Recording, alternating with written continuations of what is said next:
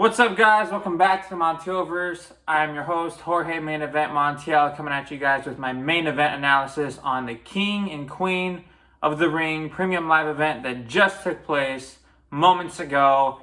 And I have to start off by saying I'm really excited that Liv Morgan has finally beaten Becky Lynch and cemented in a new era for the women's division.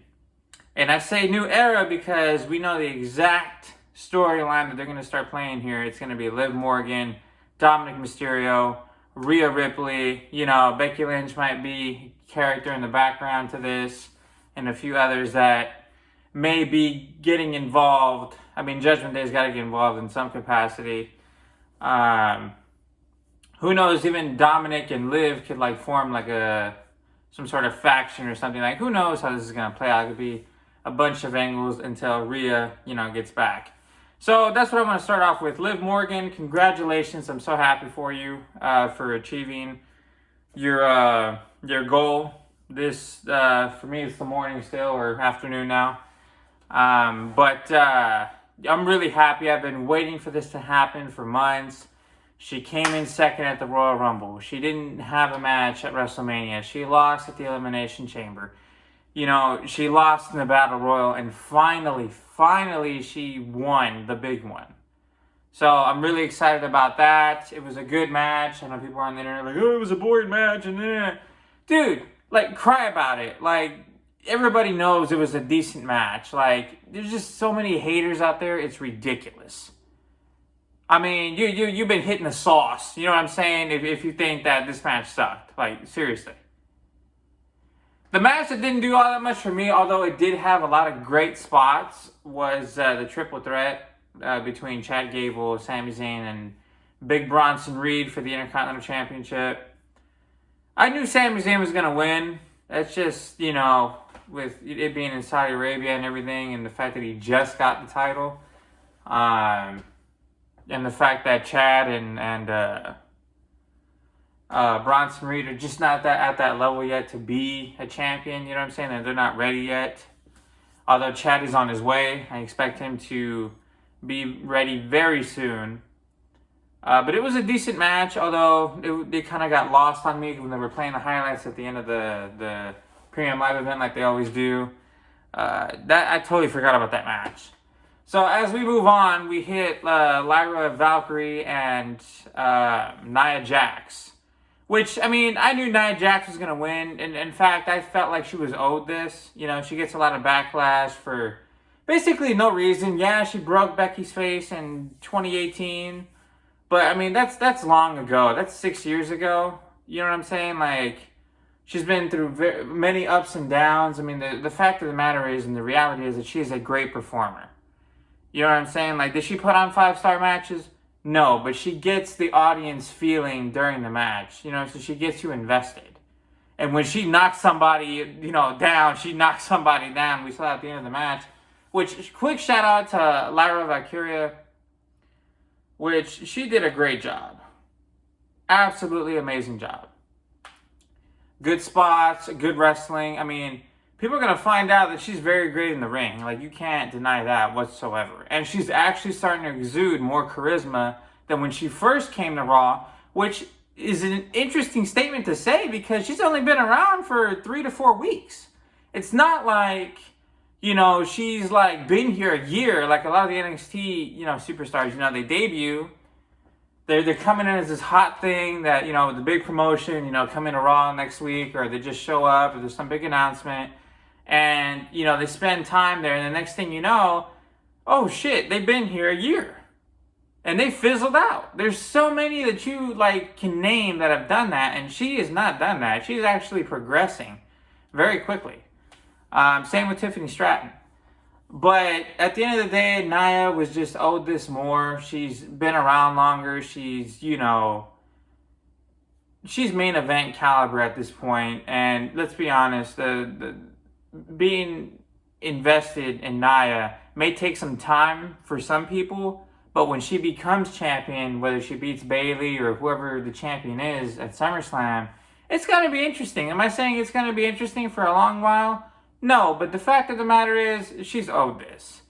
And quite frankly, giving Lyra this big win this early it's a little much. You know what I'm saying? Like, they gave her a great push. She did beat Dakota Kai and, Io Sky, who's the former, women's champion. She was women's world champion like less than 2 months ago. So the fact that she beat her as well is like crazy. And, it builds an empathy card for Lyra because she's going to get more fans as time goes on. She's basically the next Becky Lynch in my book. As we move on to Randy Orton and Gunther, which was the match of the night for me personally, you just felt every blow. I'm telling you, like, Gunther, he's unbeatable. I know some people don't like how he's booked. And, it's just pure dominance. Every match in and every match out. So people try to say, like, it's not unpredictable anymore. It's just predictable. Which, I can see the validity in that argument. But at the same time, it's Gunther. He's a wrestling machine. He's not going to give an inch to anybody. And quite frankly, he shouldn't. He's in the prime of his career. He's won 0 world titles. He wants that, first world title. He's the longest reigning Intercontinental Champion of all time at 666 days. You can't expect to come off of that and just be like losing to every, star that the audience likes. As much as I like Jey Uso and stuff, like, I expected him to get his ass kicked this past Monday. Look what he did to Randy Orton. The guy is just at another level right now. Gunther is unbeatable. It's literally going to take like a Drew McIntyre or a Damian Priest or somebody on Raw that's like a high caliber, main eventer to put this guy down, and maybe they might not be able to do it. We don't know. But that's where we're at right now with Gunther. I really feel for Randy, though. I wanted him to win, but logically, this is Wrestling 101. Randy Orton's won 14 titles. 14 world titles, countless other titles. He's done everything in this business that there is to do except win the King of the Ring tournament. So as much as, that would have been a wholesome moment, whatever, it's like you're burying Gunther. And that's not something that Triple H or any of us want. So we want new stars. This is building new stars. This is planning for the future. Cody Rhodes and Randy Orton can still happen without Randy winning the King of the Ring. It's just like the Royal Rumble. Everybody makes a big deal about, the Royal Rumble. But the fact of the matter is, I guarantee somebody a world championship match, but there's still the Elimination Chamber. There's another path, So there's always another path. Moving on to the main event. So main event analysis is coming right up.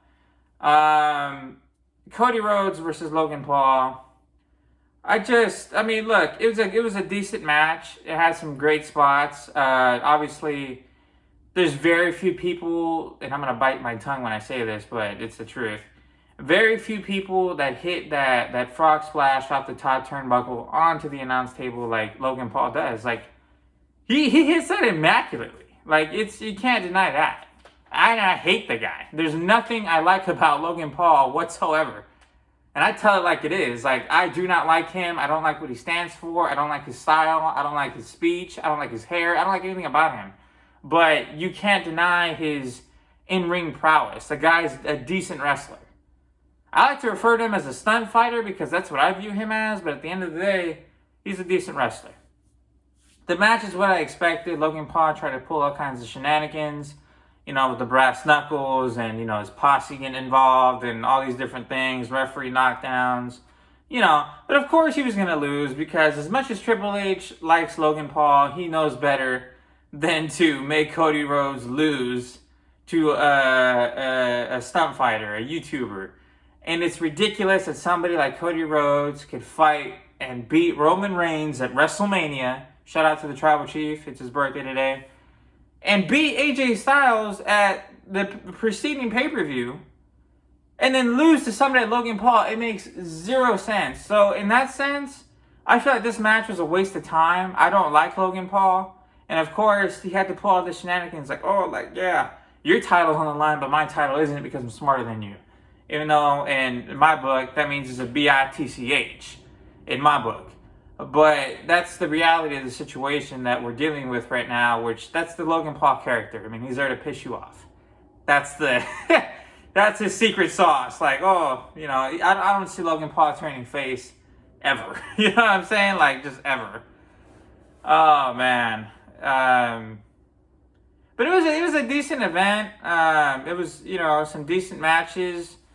I'm really excited for Clash at the Castle, happening June 15th. It was just announced by Triple H during the event that Drew McIntyre has been officially medically cleared to compete, so he will be fighting Damian Priest at Clash at the Castle on June 15th at 10 a.m. pretty much. I think it's the same time. If there's got to be a different time difference, but it's around that same time for us in the West Coast. So I'm excited for that. Because when he initially announced it, I thought it was going to be like right then and there, because it was like, I'm making it official now.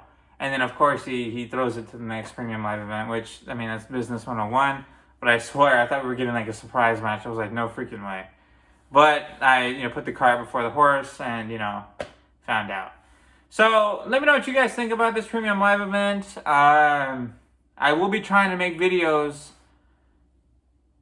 covering every event. So Mondays on, you know, so I'll be doing videos on Tuesday talking about Monday. I'll be doing, it's hard to do for me videos on the weekends, but like I will try to do SmackDown videos as well. And then, you know, with the Premium Live events when they come up, that's what I'm going to try to do. And I'm going to continue doing that. So let me know what you guys think about the Premium Live event. Comment down below your favorite match. And I will see you guys in the next video. Deuces.